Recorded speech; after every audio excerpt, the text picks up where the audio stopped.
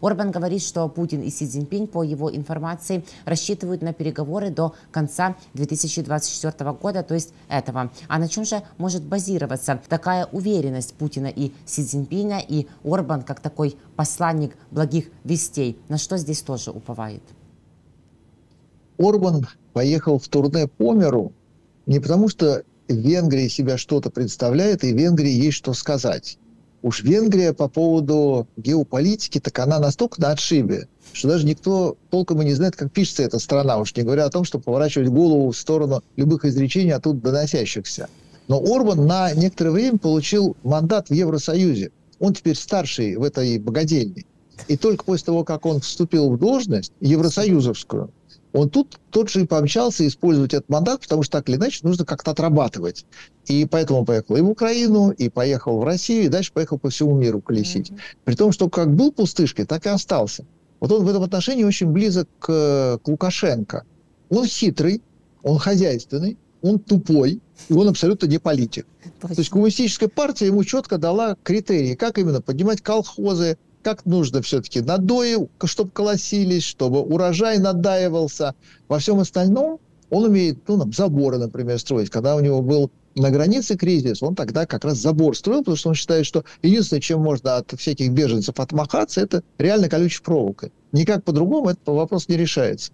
И сейчас он поиграл в политика, при том, что Жан-Мишель в спину ему крикнул, что нет-нет, это неофициальный визит представителя Евросоюза, получившего мандат на ближайшие полгода правления, это личная инициатива Орбана, который, настолько, на самом деле, безалаберен и неумен, что, в общем-то, никакой личной инициативы у него быть не может. С чего бы вдруг? С какой бы стати? И вот везде он ездит. О чем ему говорить? Венгрия, там паприкаш хороший, там бекон совершенно замечательный, там очень неплохая подсборка чужих патентов, которые так или иначе изображают местную промышленность. Потому что венгерских брендов мы с вами не вспомним. Как-то немного их. Там, по крайней мере, Audi производится, Volkswagen производится, Porsche там производится. Это все венгерская сборка. Венгерская экономика, венгерская промышленность. Когда ты настолько вторичен, с чего бы тебе поехать куда бы то ни было и что бы то ни было говорить, в том числе за мир. Тем более, что по поводу мира никакой позиции у него нет. Ничего внятного он сказать не может, кроме того, что русский сапог – это хорошо, с 59-го года благодатно спина чешется, и ничего нового, в принципе, мы и искать не должны, потому что, смотрите, есть русский царь, и с ним отлично и здорово, потому как он, если что, и придет, и поможет, и купит, и вообще, если надо, еще и танков добавит. Венгерские улицы помнят советские танки. Странно, что Орбан к этому относится с таким позитивом и доброй улыбкой. И Орбан еще немножечко покатается по миру, поизумляет всех, потому что, пустышка, приехал. Его принимают не потому, что это Венгрия. На Венгрию-то тем более плевать. Его принимают, потому что это Евросоюз. Но вдруг от ЕС прилетело что-то умное. Нет, совершенно не умное. Вот то, что приехало, могло бы не приезжать. Уезжай, пожалуйста, обратно. И в Китай, можно приехать только в одном случае. Если тебе нужен дешевый айфончик, чтобы подарили. Как Медведев, например, приезжал в Китай, или китайцы приезжали, они дарили Медведеву, когда он там президента изображал, иногда он там вице-президента изображал, это премьер-министр. Дарили новые айфончики, человек был счастлив. И вот он как раз очень четко сказал, что задача получить мир и, воспользовавшись перемирием, решить окончательно украинский вопрос. То есть подготовиться к дальнейшему уничтожению. Поэтому сейчас, что Орбан, пустышка, не имеющий вообще в принципе никакого не то что желания, даже понимания того, что происходит, пытаться как-то помирить эти стороны. А Путин, тем не менее, он для внутреннего потребителя миротворец. Украина напала на Россию, и Путин сейчас пытается во что бы то ни стало русскому народу подарить мир. Для этого у него есть мирные инициативы. Очень простые. Превратить Украину в концлагерь, убить всех украинцев, забрать себе всю землю, и это будет мир. Никто же не читает никакой текст. Что там кто предлагает, кому это в принципе интересно. На минуточку. Путин миротворец. А Украина, которая напала на Россию, она не хочет примиряться, потому что она под управлением НАТО хочет русские ресурсы, она дойдет до Дальнего Востока, и я не знаю, что она там сделает, видимо, наконец-то искупается в море. Других вариантов просто не было. Путин миротворец, Украина агрессор, Орбан как был дураком, так и остался, и политика при этом выглядит вот таким чудовищным образом. Хочется вообще-то уже умных людей, умных в ЕС, умных глав государств. Хочется не двуличных подлецов, а хочется ответственных, понимающих, что твоя даже маленькая страна, Она участник очень больших, очень серьезных мировых событий. И маленькая Польша или маленький выстрел в одного из герцогов Сараева – это всегда спичка возле большого костра. И полыхало так, что сносило полмира. Вот этого понимания у людей сейчас нет. Если перед Первой мировой, перед Второй мировой к ним готовились и понимали это. Другое дело, что сыграли все равно по-глупому, но понимали. То эти нынешние даже не понимают. И мы смотрим там саммит НАТО. Так это же умнейшие люди собираются. Результат сбора умных людей – глупость. Да. Либо ноль. А вот от ЕС, наконец-то, достойный представитель. Он же еще премьер-министр целой Венгрии. Опять неумный, опять ничего. Мы смотрим на этого индийского дедушку в панталончиках, носителя великой культуры. А великая культура тебя не научила костюмы носить? Ты галстук так и не научился завязывать? Не получается? Это назло английскому игу ты как чучело выглядишь. То есть ты приезжаешь весь из себя такой серьезный в Россию, поговорить наконец-то за нефть, за оружие, за мир во всем мире, а выглядишь при этом как посмешище. Это потому, что ты такой весь из себя самобытный. Да, мы вон видим таких же папуасов, приезжают там дипломаты высшего ранга с кольцом в носу. Так с ними и разговор-то как не клеится.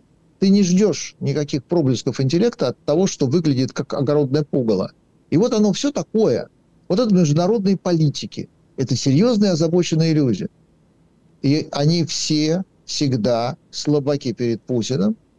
Даже если они за Украину, они не могут ей ничем помочь. И в очередной раз будем рассматривать мирные инициативы России. Сначала были Минские соглашения, совершенно невыполнимые. И на эти Минские соглашения приезжали тоже такие же огородные чучела. Там Мединский приезжал. Кто это? Историк-недоучка. Да. Человек, который всего-навсего где-то пару раз что-то написал, был за это замечен, воздвигнут на пьедестал, и теперь ему поклоняются, потому что он ученый. С каких пор он ученый? И почему он должен принимать участие на минских переговорах по Украине? Ты кто такой? Да. Ты о чем? Ты с какой стати? Это, между прочим, ответственное лицо Российской Федерации. Это политик. Да не политик он, это посмешище. И Путин, он за мир. А весь мир ничего не может сделать, потому что он за такой мир, который этот мир убьет. И так оно и продолжается. И мы с вами разводим руками в ожидании того, что где-то кто-то все-таки как-то эту ситуацию изменит. И вот только Зеленский в открытую всем говорит, что надо делать, как надо помогать Украине, чем помогать Украине. Его очень старательно никто не слышит. Кроме Путина, который понимает, что ресурсов это не у Москвы, это у Киева. По мнению Путина, ресурсов до конца года. И поэтому возникает вот этот разговор о том, что Россия и Китай, знаете ли, они за то, чтобы до конца года уже все-таки сесть за стол переговоров и добиться результата. И, наконец-то, все-таки миротворцы, не кто-нибудь. Да. Мир на планете Земля, чтобы воцарился. Как сказал Медведев, для того, чтобы после этого добить Украину. Да-да-да. И это на самом деле Путин исходит из его предположения о том, что в Украине ресурсов до конца года? Или это на самом деле у Путина ресурсов до конца года, и он понимает, что если сейчас срочно не уломать Украину на переговоры, то России на эту войну уже не хватает. И не зря Моди приехал забрать своих 25 индусов, которые оказались на этой войне, потому что других резервов не было. Туристы. Так хоть этих забрать, потому что воюют уже кого поймали. И таджики, и узбеки, и вот из Индии некоторое количество тоже попалось. Якобы должны были на работу, оказались на войне. Когда Путин назначает сроки, и эти сроки, отдав китайцам на озвучку, по планете Земля могучим окриком разносится, обозначая, что до конца года, конечно, во что бы то ни стало, наша цель – мир во всем мире, вероятнее всего это говорит о том, что а вот России теперь точно конец. До конца года у нее сил нету. А тем более, что двуличный Китай начал останавливать платежи, и последние 2 месяца, о чем вот сегодня, опять-таки, в России очень много шума, даже за китайские подделки невозможно заплатить, потому что китайцы уклоняются от исполнения договорных обязательств и деньги не принимают. Дружочек так себе оказался, тухляненький. Но, по крайней мере, он хоть может от имени России сказать, что мир во всем мире должен быть все-таки до конца года. Потому что у кого силы-то заканчиваются? В том числе у России, у которой Китай не друг. Китай теперь исполняет американские санкции. Да. И еще одно тому доказательство, в котором вы как никто разбираетесь тоже, уважаемый Сергей, это то, что российский автомобильный рынок столкнулся с проблемками из-за перебоев с поставками китайских машин, которые должны были заменить россиянам ушедшие из страны машины западные и их обслуживанием. Но санкции работают американские. И вот так жалуются председатели и представители российских автодилеров, что все, и у многих брендов нет уже запчастей. Вот так, на чем будут ездить? На вот тех конях, которых показывали, и лошадях на рент-ремоде? Есть более печальная альтернатива. Поскольку Индия расплачивается фантиками за нефть, а нефть довольно ощутима. И этими же фантиками, цветными бумажками, они рупиями называются, они расплачиваются за автомат Калашникова. Автомат еще более ощутим. Чтобы торговый дисбаланс как-то изменить, Индия может отомстить своими автомобилями. И тогда на смену китайцам придут индусы. Махиндра, Чучундра, Бажаж, Тата Нано и прочие отребья. Потому что величайшая экономика мира, миллиард населения, космическая и ядерная сверхдержава Индия. Вот до тех пор, пока она делает Тату Нано, она не сверхдержава. Это как Путин, который заявляет, что он сверхчеловек, сверхстраны, а у него «Жигули». Вот когда у тебя «Лада», вот тогда ты не сверхгосударство, тогда ты не сверхдержава, тогда ты ничто. В Индии то же самое. Но сейчас, когда китайская волна все-таки схлынула, китайцы, они все одноразовые. Китайцы и не заходили в Россию. Это русские добежали до Китая, схватили, что ни попадя, что валялось под ногами, в зубах притащили в Россию и сказали: мы дилеры. Вы никакие не дилеры, у вас нет дилерского контракта, у вас тем более нет дилерского обеспечения. Все, что у вас было, это просто-напросто желание подзаработать на податном населении. А поскольку дилеры в России, вот эти условно называемые дилеры, они коллаборационисты, им без разницы, кого обслуживать. Это как варьете. Оно пляшет перед любыми, лишь бы кормили. Видите, точно такие же. Они прекрасно переориентируются на индийские автомобили. И как сейчас русский мужик остервенело, яростно, огрызаясь и желая всем, чтобы они кричит, что китайские машины лучшие на свете, они превзошли немцев.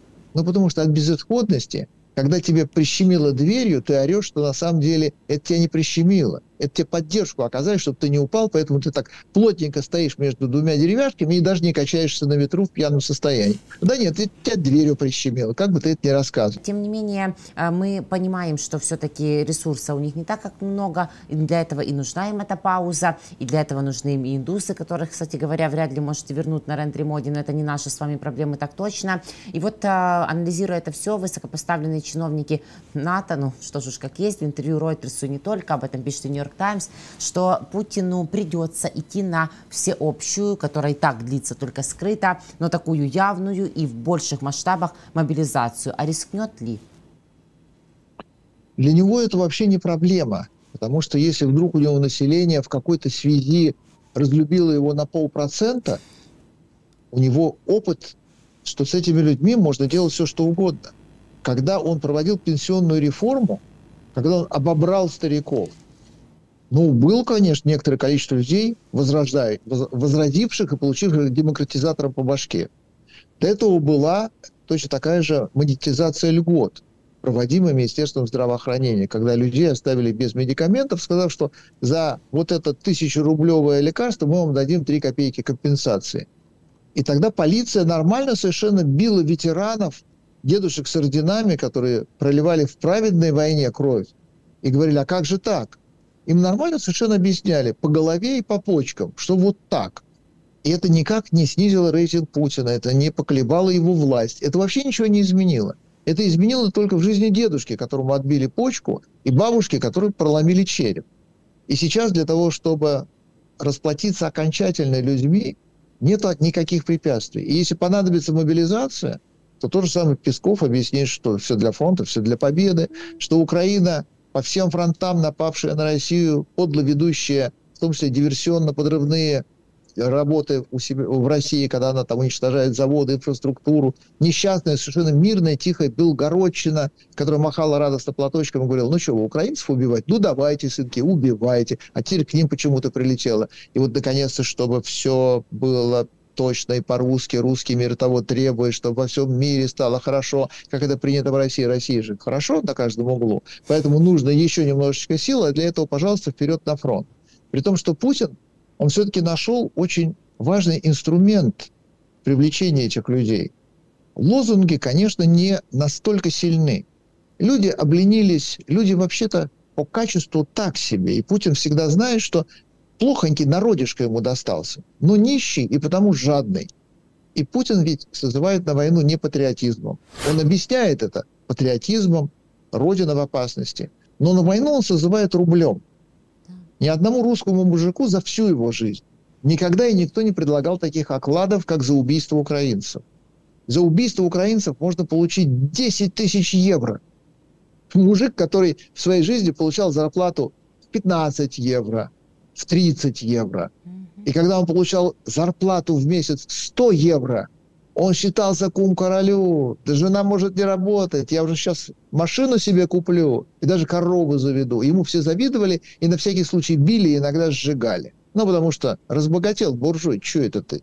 И тут, наконец-то, такие деньги, 10 тысяч евро, 15 тысяч евро.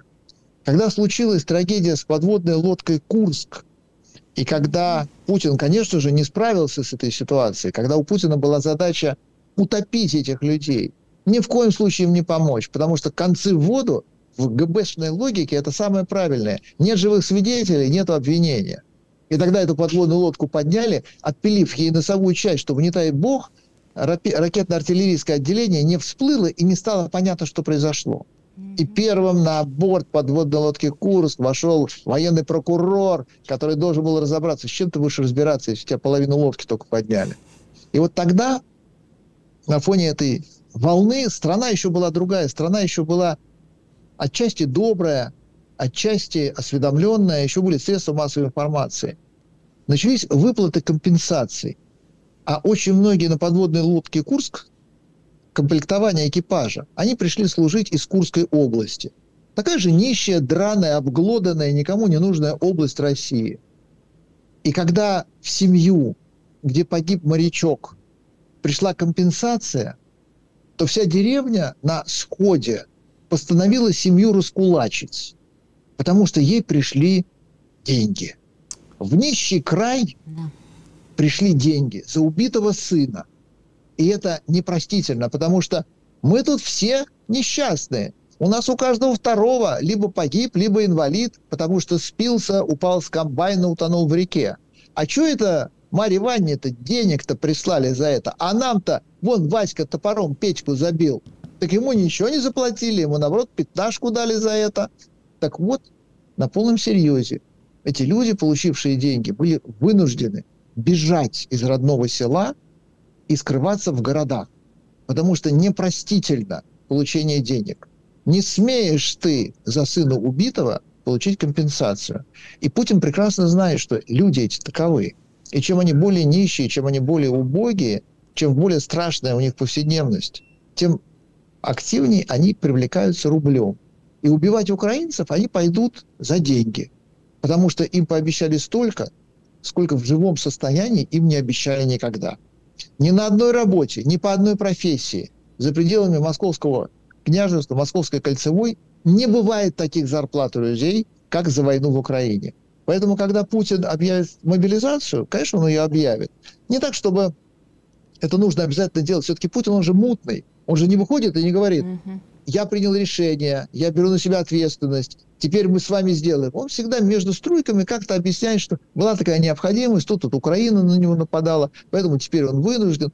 С войной будет то же самое. Мобилизация, конечно же, будет. Обязательно понадобится еще 500 000 человек, потому что невозможно воевать по-другому, тем более, когда эти люди воевать не умеют. И они все поднимутся, потому что будут подняты оклады, будут подняты выплаты, будут подняты страховки. И если сейчас по некоторым регионам разнарядка пошла, набрать с каждой области по полку невозможно набрать. И в самых нищих регионах предлагают 1 000 000 рублей. Да. 1 000 000 рублей в этом регионе даже председатель колхоза не видел никогда в итоговой ведомости.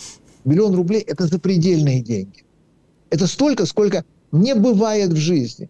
Потому что когда социологи проводили опрос, они спрашивали, какая сумма в месяц для вас является чрезвычайно достаточной. Не вот так, чтобы концы с концами, а вот так, чтобы прям наотмашь ты респектабелен. У людей не хватило фантазии преодолеть рубеж 100 тысяч. Они говорили, 100 тысяч, и все, и я хум королю. А тут тебе единовременно миллион. Это кружит голову. Поэтому, когда нужно будет Путину набрать 500 000 для того, чтобы пойти нормально убивать украинцев, потому что Украина не должна существовать, он просто поднимет расценки за жизнь. Не украинцев, своих. И это будет 2 миллиона, это будет 20 тысяч евро, это будет 50 тысяч евро. Таких денег не бывает на периферии. Ни у кого. За такие деньги убивают однозначно, выжигают все село, если там кто-то вдруг с такими деньгами. Потому что это непростительно, это недопустимо. И когда Путину нужны будут люди, он совершенно спокойно их наберет. Кривых, убогих, тупых, ничего не умеющих, пушечное мясо, которое будет утилизировано все на Украине. И никто туда не вернется, и даже мяу сказать не успеет, и написать, что какой я был дурак, зачем же я туда пошел. И вот украинская земля меня приняла, и все.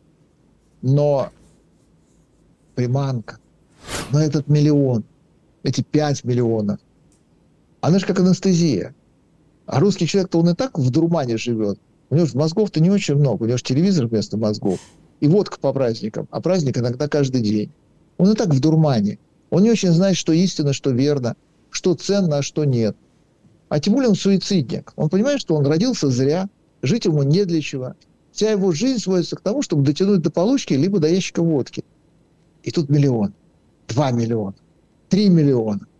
И чем черт не шутит? А вдруг я буду единственным из села, кто вернется? И тогда эти все миллионы будут мои. Поэтому с этими людьми, с этим стадом очень просто. Их нужно будет поманить рублем, и они пойдут убивать. Потому что они всегда надеются, что, как и обещал дядька военком, мы будем окопы рыть в третьей линии. Конечно, тем более, мы же стрелять-то не умеем, убивать никого не будем, а денежки нам капнут. Потому что власть-то же не обманывает. Она же раз пообещала, так точно даст. И так можно будет по сусекам выскребать этих людей очень долго. Потому что для того, чтобы патриотизмом их набрать целую теплушку, для этого нужны чеченцы в каждой подворотне, чтобы их заградотряды сгребали всех, кто ходит по улицам, пинком загоняли в вагон и отправляли на фронт. А за рублем сами придут. Да. Страна-тюрьма, но за этой решеткой оставаться и рады большинство. Сергей, спасибо вам огромное за этот разговор. Спасибо за вашу позицию, конечно же, в первую очередь, и за ваш анализ, за ваши мысли. Умные и интересные. До новых встреч. Слава Украине! Дякую, героям нашим слава. Игорь Владимирович Липсис, доктор экономических наук и профессор. Игорь Владимирович, здравствуйте, рады вас приветствовать в нашем эфире. Добрый день, здравствуйте. У председателя Центрального банка Российской Федерации Эльвиры Набиуллиной, которая является частью режима и которая его держит на плаву, о чем не единожды и мы также говорили, что у нее на самом деле уже возникают проблемы, и нам ее не жаль. Об этом говорит наш глава Нацбанка Андрей Пышный. Говорит, что не имеет ни малейшего сочувствия к Набиуллиной, конечно же, как и мы.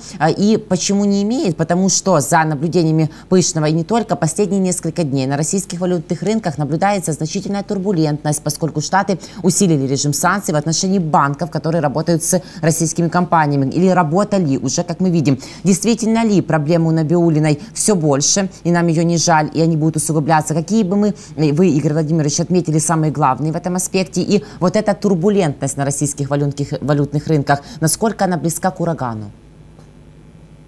Ну, судя по тому, что говорят сами люди из ЦБ, в общем, они довольно сильно встревожены, потому что действительно выступал недавно один из заместителей Набиуллиной на некой финансовой конференции и сказал, что у нас настолько в России тяжелые проблемы с платежами по экспорту и по импорту, что если мы их не сумеем каким-то образом любым вариантом решить, то просто погибель наступает российской экономике. Ну вот слово «погибель» не мое, это я не утрирую, я просто буквально цитирую. Ну, то есть ситуация такова, что очень трудно получать доходы за отгруженный нефть и газ, а вот с другой стороны очень трудно провести платежи за товары, и начинает нарастать угроза, я так аккуратно скажу, разрушение российского импорта. Смотрите, какая картина. Значит, вот сейчас уже даже не то, что я там что говорю, но выступает ассоциация российских автоторговцев и говорит, что у них огромная беда, значит, Россия может лишиться поставок даже китайских автомобилей, других тоже нету. Вот, в основном, по-моему, 80% рынка импортных автомобилей – это китайские автомобили. Но проблема в том, что деньги идут, а машины не приходят, деньги не доходят до поставщиков. Машина начинает не приходить в Россию, начинает пустить автосалоны, а других поставщиков машин нету. Значит, китайские банки все больше уклоняются от работы с российскими. И вот был такой неожиданный для россиян эпизод, но закономерный. Значит, филиал российского банка ВТБ в Китае отказался обслуживать платежи из России в пользу китайских компаний. Потому что, хотя он принадлежит по капиталу российскому банку ВТБ, он работает в Китае, подчиняется китайскому законодательству. Российский банк отказался обслуживать платежи российских компаний за товары, которые надо импортировать из Китая, потому что он должен работать в логике китайской банковской системы. Ну, выглядит, я понимаю, это достаточно как-то странно и дико, но, в общем, картина такова, что вот этот термин, который появился в 2022 году, что Россия теперь токсичная страна, он вот становится теперь таким реальным описанием дела. Россия становится токсичной страной, и, в общем, очень трудно ей работать, и от нее уклоняется. Поэтому у Набиуллиной проблема не только там с валютным рынком. С валютным рынком тоже большая проблема, потому что начинаются проблемы с поставками даже юаня для валютных торгов. Китайские банки отказываются работать. Соглашаются работать какие-то маленькие банки. А маленькие китайские банки – это маленькие китайские банки, которые могут деньги завести на свой счет и быстро с этими деньгами раствориться.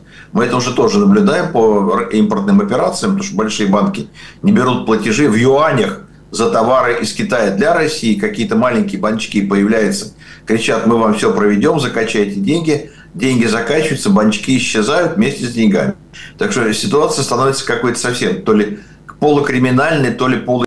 Но вот она такова, поэтому, конечно, у Набиуллиной проблемы и с валютным рынком, и проблемы, значит, с вот организацией расчетов по внешнеторговым операциям. И у нее, конечно, главная проблема – это инфляция. Она пытается ее победить, а инфляция нагло издевается над госпожой Набиуллиной, нарастает. Нарастает однозначно. В целом, насколько мы понимаем, на Китай приходится почти половина поставок импортных товаров в Россию, но этот поток сейчас не только автомобили под угрозой из-за ужесточения санкционного режима, то есть и остальные товары, возможно, даже двойного назначения теперь будут с большими трудностями попадать в Российскую Федерацию. Ну, это я не могу сказать, потому что по таким товарам, наверное, есть какие-то негласные соглашения между российскими властями и китайскими. Это не вполне такой обычный импорт. Но вот будут пустить полки гражданских товаров, а это будет означать, что деньги-то в экономику вливаются через бюджетный канал, а товаров даже китайских становится все меньше, значит, начнется опустошение полок, что как бы россияне не могут пока представить, что такое возможно, что ты пришел в магазин, а там пустые полки. Но без китайских товаров они действительно будут пустые. Значит, мы вот уже понимаем, что даже если удастся полки наполнить, то вот из-за этих безумных сложностей с расчетами по осени вся электронная техника, вся бытовая техника, которая идет из Китая, подорожает по разным оценкам на 20-30%. Ну, просто потому, что проводить платежи дороже, приходится давать комиссионные всем посредникам, это ложится в затраты, надо повышать цены на 20-30%. Ну, вот и считайте, победит ли Центробанк инфляцию, если растут цены китайских товаров? Как он может это изменить? Никак. Никак от слова совсем, да, тут даже и можно на поверхности лежит этот ответ, но все-таки задачу перед ним наверняка будут ставить перед Центробанком победить эту инфляцию. Неужели вообще никаких обходных механизмов не сможет найти Набиуллина в этот раз уж точно, и мы можем говорить, что практически ситуация заходит в тупик? Ну, в общем, да. Ну, потому что у нее особо-то инструментов нет, она уже все, что могла, бросила в бой, она уже приняла ключевую ставку до 16%. Это значит, что банки выдают кредиты бизнесу российскому, там процентов под 17, 17,5%. Это очень уже тяжело брать такие дорогие кредиты, особенно малому и среднему бизнесу, просто неподъемно. Значит, она ввела какие-то ограничения на выдачу кредитов населению, но это не помогло. Опять я говорю, Центробанк сейчас абсолютно бессильная организация. Они ввели ограничения на выдачу кредитов, а выдача кредитов возросла, потому что россияне понимают, что беда пришла, и беда пришла надолго. Истерически пытаются купиться товарами до того, как товары исчезнут, поэтому берут кредиты, влезают в долги, и поэтому она пытается остановить вот эту эмиссию кредитов, которую осуществляет банки, а объем кредитов, выданных населению, растет. значит, происходит по-прежнему вакханалия кредитная на потребительском рынке, и это разгоняет инфляцию, которую Центробанк пытается погасить. Ну, картина совершенно ужасающая.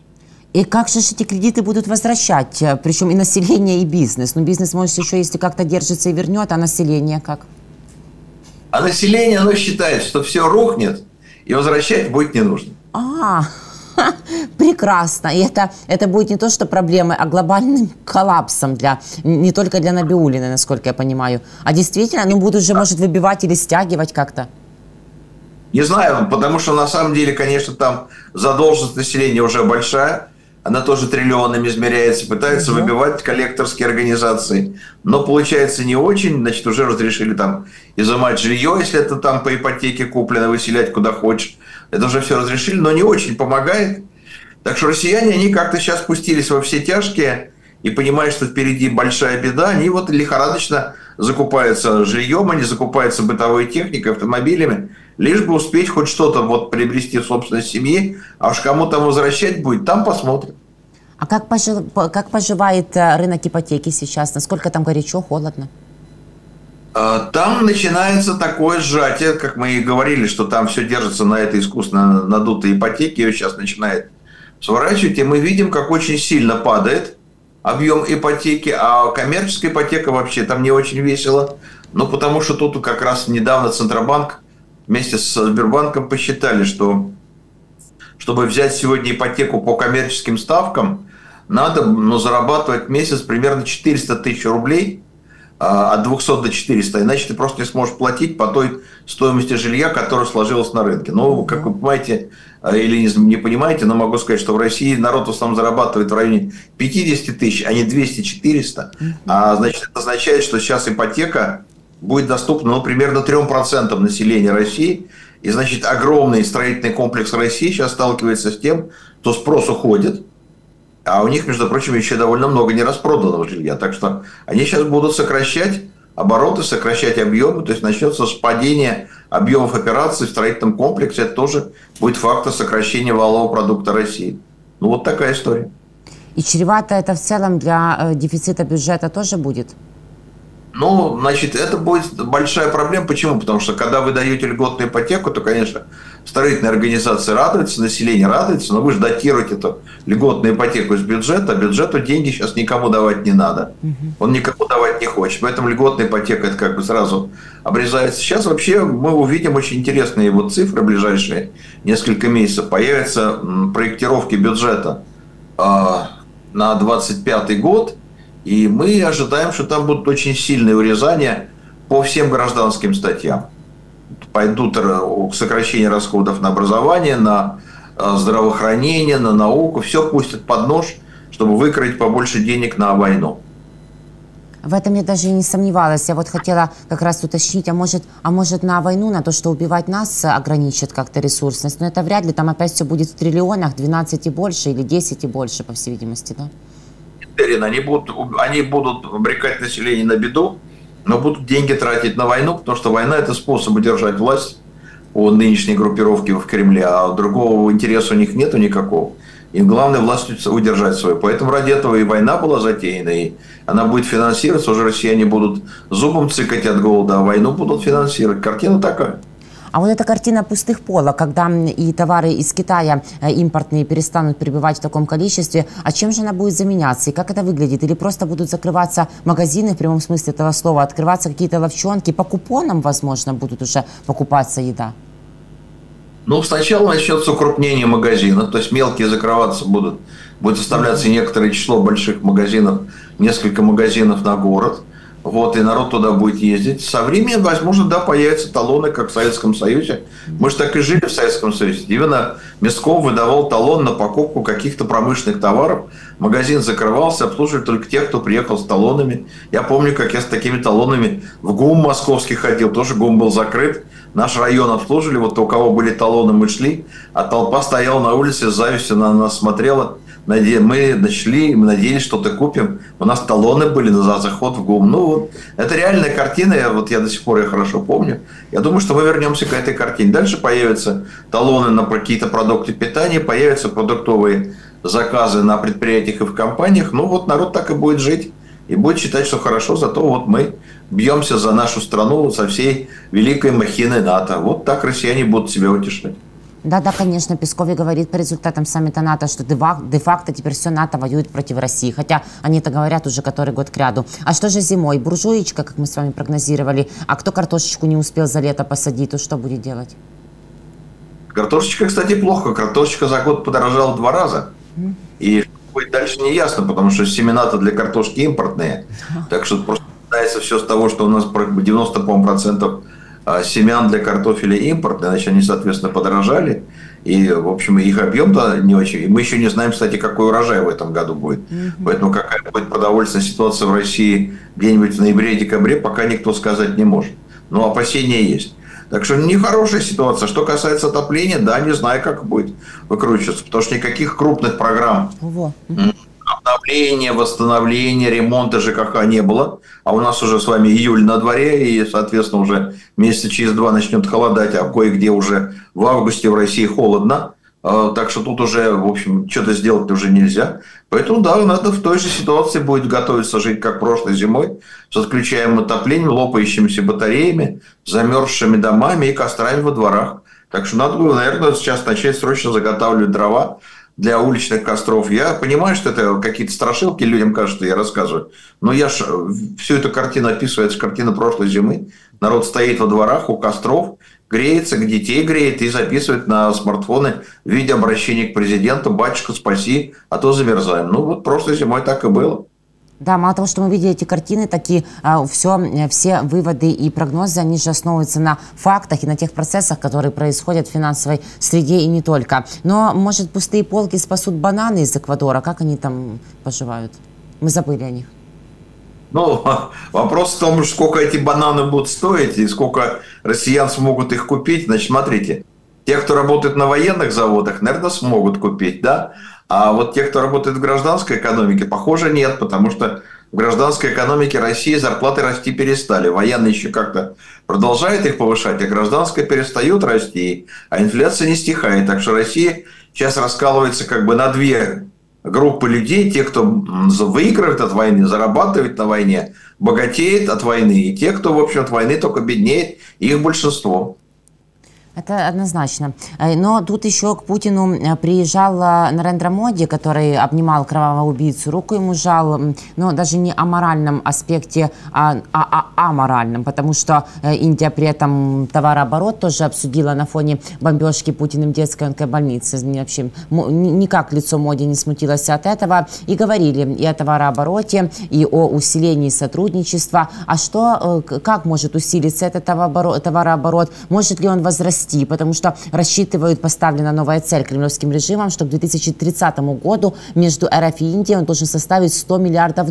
Сейчас порядка 65. Насколько это реалистично и как здесь тоже в условиях санкций будут проводиться платежи, потому что все-таки не было достигнуто конкретных решений по запуску платежных систем индийской системы в России и российской МИР в Индии. Ну, смотрите, значит, я понимаю, как вам не нравится поведение Моди, но Моди – это обычный политик, которому наплевать на всех, кроме своей страны, и это такая стандартная модель поведения. Согласна. Его сейчас огорчает, что Россия пытается подружиться с Пакистаном, даже обсуждает какие-то идеи трубопровода в Пакистан, что, конечно, довольно такая экзотическая история, но тем не менее. Вот. И поскольку Пакистан – это такой первейший враг Индии, то Индия готова на любые шаги сейчас навстречу России, лишь бы оттянуть Россию от сотрудничества с Пакистаном. Тут вот картина такая: ваши дети, ваши больницы, ваши страдания индийскому премьеру, судя по всему, глубоко безразличны. Его интересует, чтобы не укреплялся Пакистан, который враг Индии. Вот мир устроен так. Поэтому он будет искать какие-то способы, но, видите, не так их легко найти, никаких действительно соглашений по организации расчетов так и не было озвучено. Но что из этого получится, мы не знаем. Но боюсь, что, конечно, Банк Индии получит указание некоторым образом облегчить вывод рупий из Индии, чтобы можно было рассчитываться за индийские товары или каким-то образом эти деньги конвертировать и превращать в деньги, на которые будут покупаться другие товары. Собственно, Индия не очень много может предложить России, но, с другой стороны, ну, как бы не очень качественные индийские товары тоже будут России покупаться, что называется, за неимением гербовой, будут писать на обычной. Ну, вот это как раз та картина. Мелованной бумаги нет, и будем писать на картоне. Будем покупать китайские товары, не бог весь какого качества. Не самые лучшие, мягко говоря, китайские, а индийские, прошу прощения. Лекарства, может быть, не самые такие хорошо сделанные, но других-то не будут. Будут покупать, и за счет этого будет нарастать торговый оборот. Вот я примерно так это понимаю. И действительно до этой цели в 100 миллиардов могут дойти, но хотя вообще на 2030 год планировать очень радужно как-то мышление работает у кремлевского режима.